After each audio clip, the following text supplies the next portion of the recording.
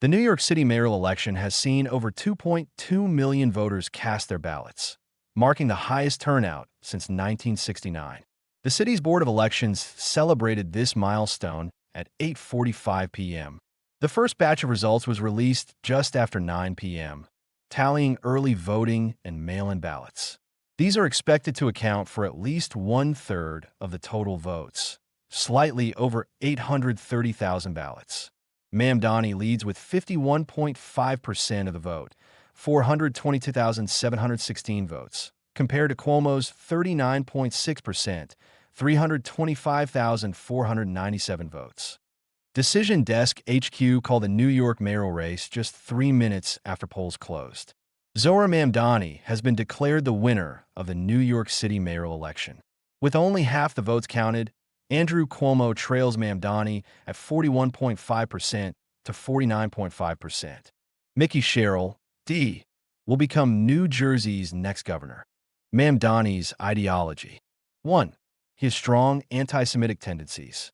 Trump posted, "Any Jewish person that votes for Zohran Mamdani, a proven and self-professed Jew hater, is a stupid person."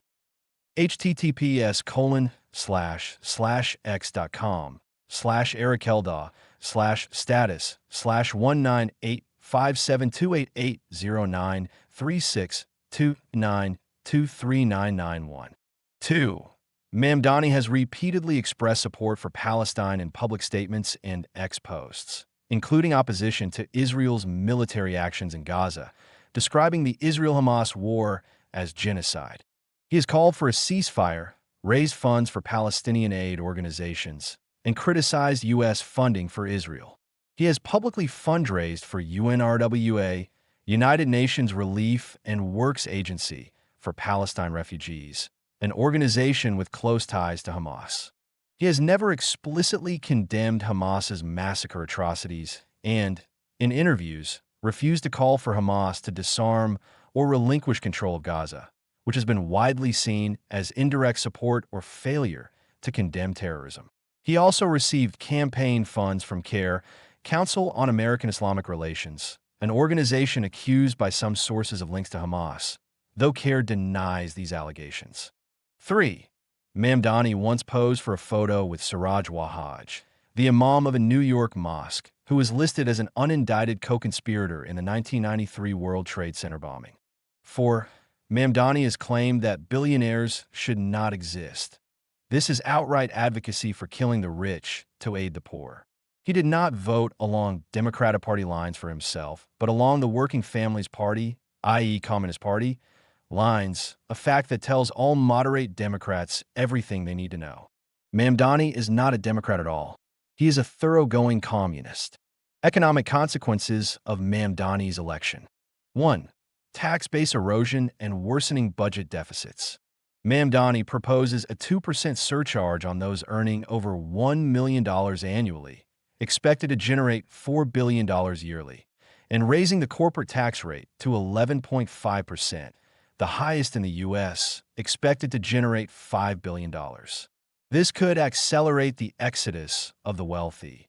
A JL Partners poll shows about 765,000 New Yorkers, 9%, definitely planning to leave, with another 2.12 million, 25%, considering it, particularly those earning over $250,000, 7% certain to leave. Historical data indicates New York State lost $14 billion in adjusted gross income in 2021 to 2022, mainly due to high-income outmigration. Negative impacts. Shrinking tax base could lead to billions in annual revenue losses, forcing cuts to services, e.g., public transit, education, creating a doom loop. Deteriorating services further drive middle-class and wealthy residents away. Forbes has publicly warned that even a small outflow of high earners, e.g., hundreds, could double the current $10 billion budget deficit, affecting citywide fiscal stability. 2. Deterioration of business and investment environment. Mamdani's policies include corporate tax hikes and taxes on stock trades, potentially making New York unfriendly to business. Real estate investor Grant Cardone has stated he will pull $500 million in investments from New York, redirecting to Florida and elsewhere. Brokers report a Mamdani effect. Since his primary win, Westchester County property contracts have surged 15%, with Manhattan's wealthy accelerating suburban migrations. Negative impacts. Corporate outflows, e.g., Wall Street firms to Miami or Dallas, could lead to job losses and declining real estate values. A-grade buildings become more expensive, while poor areas worsen. From 2018 to 2023, 18 Fortune 500 companies left high-tax states. Mamdani's policies could amplify this trend, causing economic contraction and tourism shrinkage. Reduced funds impact city maintenance. 3. Housing market distortions and declining quality of life. Mamdani's housing plan includes $100 billion in public housing investments, multi-year rent freezes, and expedited approvals for 100% affordable housing. This could deter private developers. Rent freezes won't socialistize New York overnight, but negative impacts on real estate business have already begun, representing a long-term, hard-to-reverse deterioration. Negative impacts. Rent freezes could lead investors to defer maintenance, causing infrastructure decay and worsening poor areas. Meanwhile, wealthy outflows, e.g., to tax-free Westchester or Florida, may depress property demand, with Manhattan luxury housing values falling. Combined with reduced police budgets, defund the police agenda, crime rates could rise, further lowering quality of life and driving more middle-class exodus. 4. Social and demographic structural changes. Mamdani's anti-IC, immigration and customs enforcement, and BDS, boycott, divestment, sanctions against Israel, stances could expand extremist influences in New York, leading to parallel societies and heightened social divisions. Polls show higher white and Asian resident outflow intentions, 13% and 11% certain to leave. Negative impacts. Population outflows could alter New York's demographic structure, attracting more low-income groups and undocumented immigrants to the city, while high-income, high-contributing residents gradually leave, significantly burdening city services.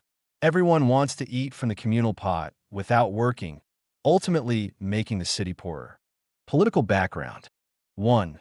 Mamdani's sudden rise signals the beginning of the Democratic far left seizing traditional Democratic strongholds, a path the Democrats are taking toward extremism after losing the presidency in both chambers, in search of a way back to power. For these far-left politicians, this is a route to regaining control, using so-called freebies and false equity to hoodwink the masses into winning elections. But for America, it is a dead end. 2. There are already numerous examples of communism's failures worldwide. Why can Mamdani hoodwink the masses? Mainly by using the Nordic high-tax, high-welfare model as a template. But this is like marking a boat to find a dropped sword. Why? What is the Nordic model? Governments collect high taxes, e.g., income and value-added taxes over 40%, but in return provide universal free health care, free university, unemployment benefits, paid parental leave, universal pensions, etc. This system relies on 3 conditions. 1. Small population, high social trust, everyone believes the government won't misuse funds. 2. High-end industries, stable exports supported by oil, shipbuilding, pharmaceuticals, software, etc., to sustain taxes. 3. Small wealth gaps, relatively equal social structure. New York meets none of these 3 conditions. First, Sweden's national population is about the size of one New York City, but Sweden's poverty rate is less than 10%, while New York's is around 18 to 20%, with the highest cost of living in the U.S. To implement high welfare, high taxes are needed, but New York's wealthy already have the means to move to Florida or Texas. No state income tax there. If you raise taxes on the rich, the money flees. Second, Nordic countries are parliamentary systems. Once a majority passes, policies can be uniformly implemented nationwide. High taxes are uniform nationwide. No one can escape.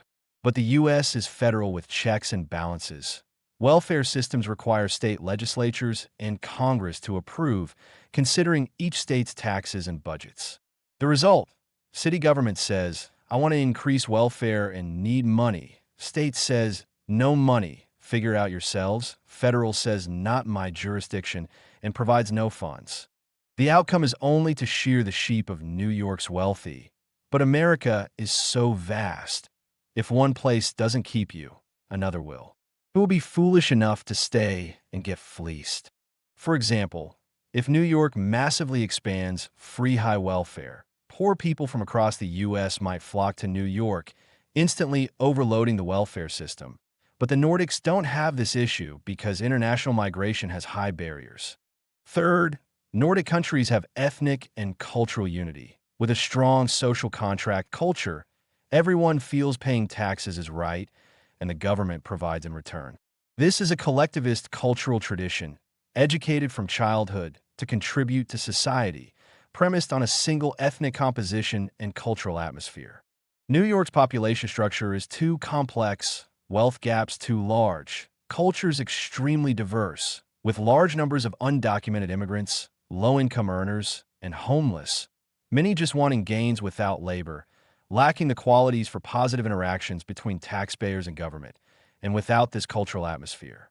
American culture emphasizes individual freedom and competition. More work, more gain. Less work, less gain. From childhood, education stresses self-reliance, not dependence on others. In short, on taxes and welfare, the Nordics resemble a degree of central authority, while the U.S. is a federal system of mutual checks and balances. In one sentence, comparing Nordic high welfare to a small and refined family dinner. Small population, united effort, everyone gets a share. New York is like a supersized buffet restaurant, with vastly diverse customers, high management difficulty, complex resource allocation. Copying the small groups sharing model would quickly lead to not enough to eat or management chaos. Mamdani and AOC et al. Have no concept of adapting to local conditions, only copying others' homework, using empty slogans and free lunches to tempt the masses. What they want is to seize power. As for wrecking and ruining New York, they could just pat their butts and leave. But once vitality is severely damaged, recovery becomes a long process. Image, screenshot of Donald J. Trump's ex-post, as described in the ideology section above.